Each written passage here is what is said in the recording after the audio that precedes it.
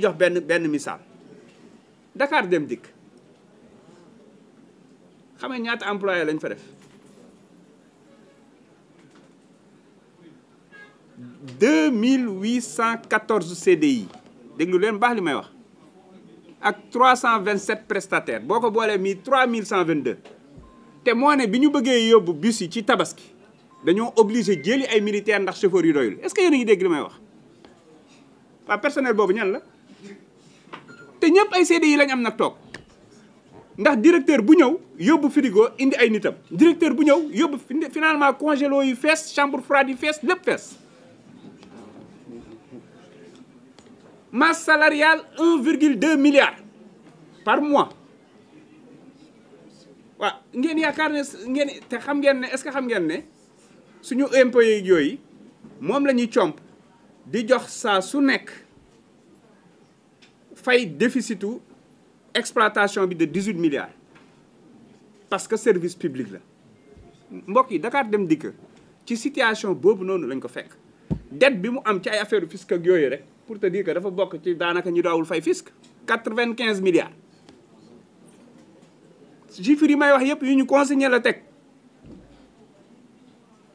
may invité presse bi ak journaliste ak sénégalais yi lii mooy débat bi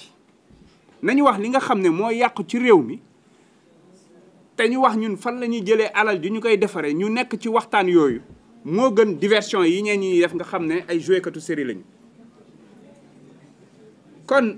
jël nañ ci nag ay mesures yu bëri nekk di wàññi waaye ñëpp xam nañ ne doyul nga dem fu mel ni AIBD xam ngeen lan mooy budget 22 milliards waaye lan mooy recette am 7 milliards donc 15 milliards yi fu mu koy jëlee maanaam day jëndee juróom di jaayee ñett pour ngeen comprendre état moo koy compléteel 15 milliards yi ñun bi ñu ñëwee ci lu gàtt ciblé nañ ci ay contrat ba liggéey ko ba nekk di ko arrêté ci ay contrat yaa ma neex yoo xam ne amaluñu benn njariñ xam ngeen ñaata la ñu économiser réew mi ci AIBD képp laa wax 63 milliards 63 milliards c'est-à-dire man li may wax yëpp ci sama ministère kese la yeneen ministres yi énergie mine autre suñu génnee bu ñu waxee ngeen taf seen gémmiñ c'est-à-dire fépp fuñ jaar dañ ko cannibaliser ñoo raw cannibaliser ñoo raw ay kañe ci tool kon lii mooy vrai débat bi ñoom lii la ñuy bañ ñu leeral ko parce que xam na ne bu ñu jëlee assemblée bi mais dañuy installer haute cour de la justice te xam naa ci liste bi sax am na ku ci gars yi ciblé na xanaa kii mooy jiite haute cour de la justice bi parce que am na fu mu jaaroon ak ñoom xool leen suñu liste yi bu baax a baax léegi haute cour de la justice parce que instant yi li tax ngay gis ñenn ñi di balballu di tëb di wax xam nañ ne mënaguñ leen a jàpp ndax seen mbubb bi ñu am te Macky Sall laataa muy dem daa soppi CREI yi ba mënu leen topp en ce moment ci conditions yi pour te dire que ñoom dañoo def seeni mbir ba pare xool naka la ñu koy maquiller encore une fois ba rëcc mais haute cour de la justice dina taxaw te ñoom ñëpp dinañu wuyu benn par benn kenn du rëcc ca kaw ba ca suuf parce que li ñu def nii alalu askan woowu ñoom li ñu jël bu ñu ko delloosee ñu régler problème yëpp ndax malgré situation catastrophique bi ñu fi fekk ñu ngi continuer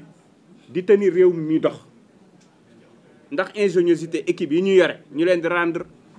en tout cas ñu leen di féliciter di leen encourager moo xam équipe bu finance la moo xam équipe bu économie la moo xam ministères yi ak directeurs yi liggéeyu yaxanal bi nga xam ne ñu ngi koy def parce que vraiment day ñu naan nañu réduire train de vie de l'État mais ñun bi ñu ñëwee ba léegi on a fait que réduire le train de vie de l'État moo ñu permettre ñuy continuer AIBD da nga doon fekk budget voyage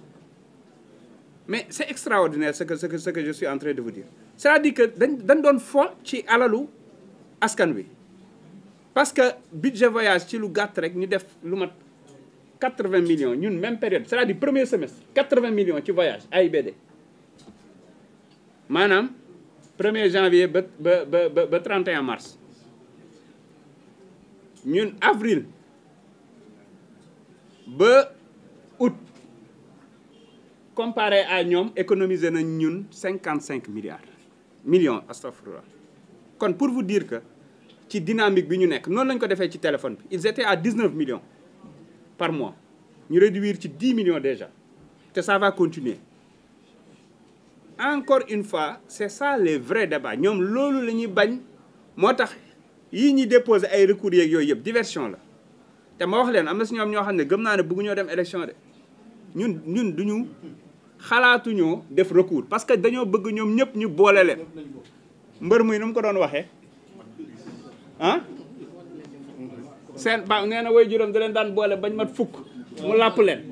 dañ leen bëgg a boole ñoom ba ñu dajaloo ñi moom Dakar ak ñi doon wax ñooy chef de l'opposition ak ñëpp ñi nga xam ne ñoom ñoo wax ñooy borom Fuuta tey ñu ñëw dàqatu ci liste nationale yi ñëpp la ñu boole duma dañuy bëre par force ñi doon forcer seen bopp waajal seen i saak pour dugg kaso sax dañ ne leen da ngeen di bëre ba pare non dañ mënul ñàkk parce que mbir mi dina neex de léegi nag ñoom seen problème mooy fan la ñuy campagner ak ban xaalis la ñuy campagner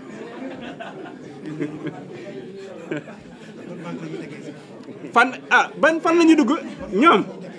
ñoom lu ñu am ci sécurité lañ ko nar a def fan la ñuy dugg di campagne di ñëw di tànqal nit ñi ak naan dañuy joxe xaalis xalaatuñu ko surveiller leen bu baax de parce que bëgguñ dem élection yii ñi def nii yëpp loolu la kii wax na ko mais feuille A4 bi ñu ne la nañ ko def A6 nga xam ne bii dañ koy xaaj 4 def ci photo bi def ci logo yeeg yooyu xanaa voté du voté rek waroon nañ ko sax mën a def bulletin unique ñenn ñi non du ci dal suñu yoon nekk suñu am na ñoo xam ne joxuñ justificatif de dañ ne suñu yoon nekku ci maanaam débrouillez-vous pour trouver 7-8 milliards de plus ñeneen ñi ne non dañ ciy def photo te ñun suñu tête de liste yi xamuñu leen waaye ñoom ñan la Macky Sall xamuñu mais problème bi mooy bëgguñu fu ñu dem gis photo Sonko mu leer nañu macha allah mu sell bi su ko defee xam na ne askan yi buñ koy jël duñ ci ànd ak sago